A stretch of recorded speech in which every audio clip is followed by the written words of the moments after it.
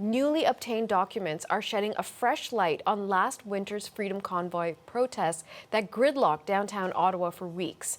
CBC News has learned a specialist team within the RCMP raised these concerns that their own officers might be leaking operational plans to demonstrators.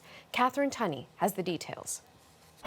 When hundreds of protesters blocked Ottawa streets last winter, the RCMP was brought in to help. But new documents show the force was also on alert for another challenge: insider threats. The warning was contained in an internal threat advisory obtained through an access information request and written by the RCMP's criminal intelligence team that examines ideologically motivated extremism.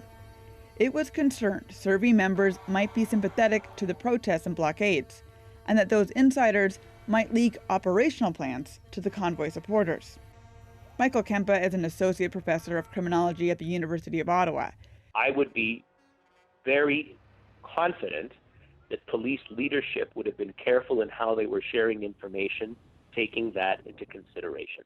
Barbara Perry is director of the Center on Hate, Bias, and Extremism. She says researchers have been worried for years about ties between police and social movements. Really, throws shade on the legitimacy of law enforcement as a trustworthy institution. Perry says getting a sense of how big the issue is has been difficult for researchers. But it's a problem she says police forces like the RCMP have to grapple with. Catherine Tunney, CBC News, Ottawa. You heard Michael Kempa in Catherine's item. He is a criminologist at the University of Ottawa. We spoke with him about this story and asked him why he's confident that the police leadership is taking insider threats seriously. Well, police leadership is not naive.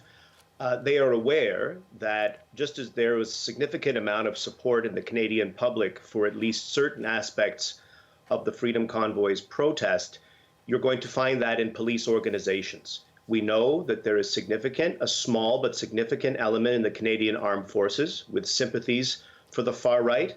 There's no reason to believe that there is not a small but significant amount of such support in police organizations. Now, what would this mean from a tactical perspective if there are RCMP officers who might be sympathetic to the cause and could leak information? Like, play this scene out for us. What would that possibly mean? Okay, it wouldn't have been limited to the RCMP. We know that there also would have been support within OPS. CBC's reported that there have been OPS, Ottawa police members, who had made donations to the convoy. It would be in OPP, other police organizations, and the RCMP. Probably worse in the RCMP because it is the most militarized, hierarchical organization, kind of like the military, where these attitudes are a little bit more entrenched. If sensitive operational details, when and where police officers were going to move with what strategies, were leaked to protesters, people with bad intentions, some streams of the organizers of the convoy movement could manipulate the situation to produce a violent confrontation between the crowd and the police, which for some of the leadership would have been their objective. For the police, that would have been an objective? No, for the protest leadership, certain streams of the protest leadership on the ground. Not all of the organizers, but there were elements within the protest that would have liked to have seen a violent confrontation.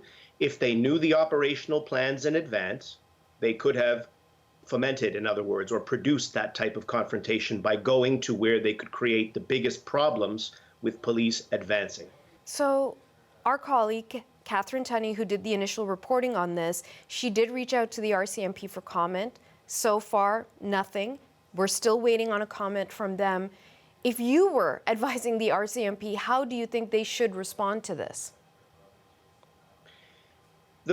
The first thing will be, obviously, all of these organizations will be giving evidence under testimony in the Rouleau Commission, the Public Order Emergency Commission, that will really get rolling after the 19th September. We need to be very forthcoming about the problems in our institutions.